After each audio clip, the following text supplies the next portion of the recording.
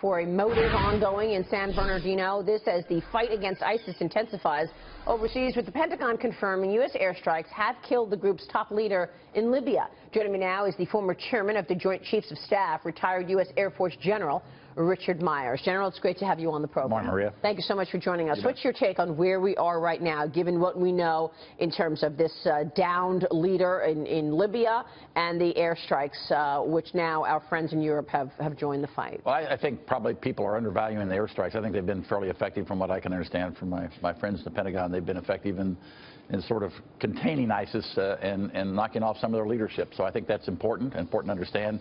Probably not sufficient in the long run, but it's certainly a good step. A good step because they are effective, because there's a lot of debate. I mean, your friends and colleagues are telling you at the Pentagon that they've been effective, but people feel like they're missing their targets, that you can't possibly be effective without ground troops coordinating with the airstrikes. Where are you on this ground troops debate? I think you need people on the ground to help. Like in Afghanistan, one of the things we put in there were these Special Forces A teams with Air Force folks that could designate targets for folks that were going to bomb them, and became very accurate, and just a few people could make, could swing the whole tide of the conflict for the Taliban. It was just amazing. So the same sort of thing, I think that's what they're working towards in Syria. I think it's what we've heard from the president and so forth, and I'm sure that's what the military is recommending. So what do you recommend at this point? I mean, I feel like things have changed after the Paris attacks in San Bernardino, that the American public is much more attuned to what's happening and would like to see an aggressive stance. So some things have changed, and I think it's the public's awareness, but I don't think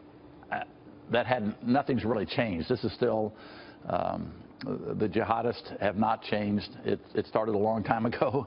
It's still going on. So it's nice that people are more concerned today, because I think it's going to take concerned publics, not just here in the U.S., but in our friends and allies, to deal with this. And I think the tension you see, and the tension we had back in the Bush administration, was how much time do we devote to the larger sort of grand strategy against this sort of extremism, and how much do we devote to just the tactical issues of the day? Do we need more people, boots on the ground in Syria? Do we need this or that? The tactical situation. We need to kind of, I think, in my view, broaden it to, and I'm sure that tension exists today. I'm sure that people are, some people want to take it to a bigger strategy.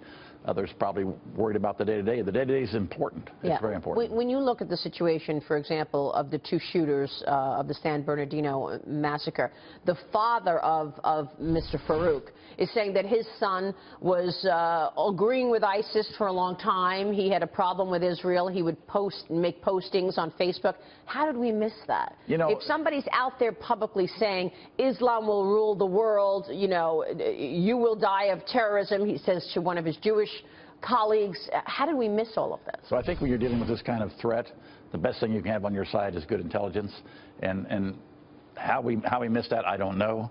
But we missed it in 9/11, right? We didn't connect the dots in 9/11. In Paris, they didn't connect the dots. They had the information. You saw how quickly they went after perpetrators, because they knew, but they didn't connect the dots to say, hey, tomorrow this is going to happen. So I think we need to reinvest and continue to invest in our intelligence sources and enable the domestic folks like the FBI, the military, to do their job. But which is why this whole debate over the metadata program is so important. It is. Because the FBI feels like they've got their hands tied, because technology companies encrypt data, making it impossible for them to track these. So this debate about our freedom in the United States ought to always go on, but I think as we think about this, if we think intelligence is important to stopping those sorts of events, or potentially stopping them, that we've got to rethink that.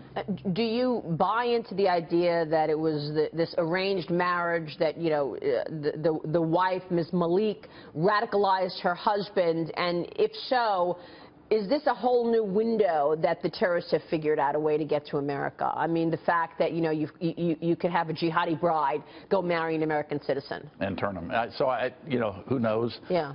Certainly, it's certainly plausible, and they're very clever, especially ISIS. They've been very clever in how they motivate people, recruit people. So it wouldn't be surprising. Not just clever, but rich. They're selling oil on the black market. To what do you attribute this power that this group has been able to attain? What's your take on it? Have you ever seen anything like that? The financial is one of the issues. No, not. When I was still in the military, Al-Qaeda didn't act like a nation state. ISIS does to some degree.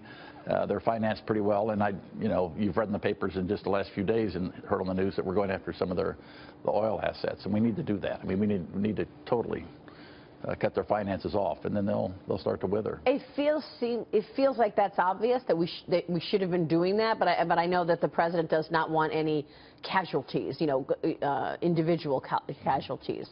That always goes to calculation. That it's always part of the calculation. It's the calculation of the military. It's a calculation of the State Department, others. And you have to be balanced in that. This is not, you can't go violate the law of armed conflict. You have to be responsible. And we don't want to change our culture. We are who we are. We have very high values. We want to maintain that. This most recent poll from CNN shows that most Americans, a majority, say to send ground troops to fight ISIS. Now, I recognize that, it's a debate because the American people, for the most part, don't want their children fighting another war. But now we've got this poll saying, no, we need ground troops. Where are you on this? You said we probably do need ground troops. How many? How significant? Well, I think we ought to see what happens to the 150 or so they send, to see what effect and what impact they have on the battle.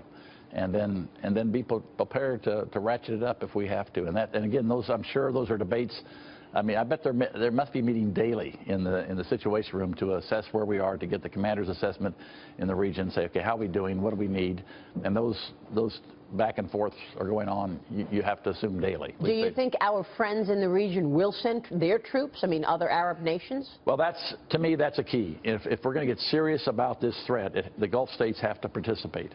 And I think so far they've been willing to kind of sit back. They're sitting back. They're upset with America, General. You know that. I mean, the fact that the president, drew a red line and then didn't cross it, and, with Syria didn't do anything because Syria crossed that red line, and the fact that we didn't support the head of Egypt, people are angry. And then the fact that he pulled the troops out of Iraq, they got mad at that, too. Yeah, so I think there's a lot of repair work that has to go on in our diplomacy in the region. They are worried that Iran is ascending and that America is abandoning them, and that's not good. So we need to work that, and when we work that, then perhaps we can get them to join in this fight. Part of which is, they can't have it both ways. They have to just declare and get on with it. Was that Iran deal a mistake? No, I don't think so. No? I don't think so. I think the world's not perfect. It's not a perfect deal, but it pushes the problem down a ways and maybe gives us a chance to have some dialogue, which is, in the end, what we need. General, it's good to have you on the program. Thanks, Maria. Thank you so much for your insights. General Richard Myers there.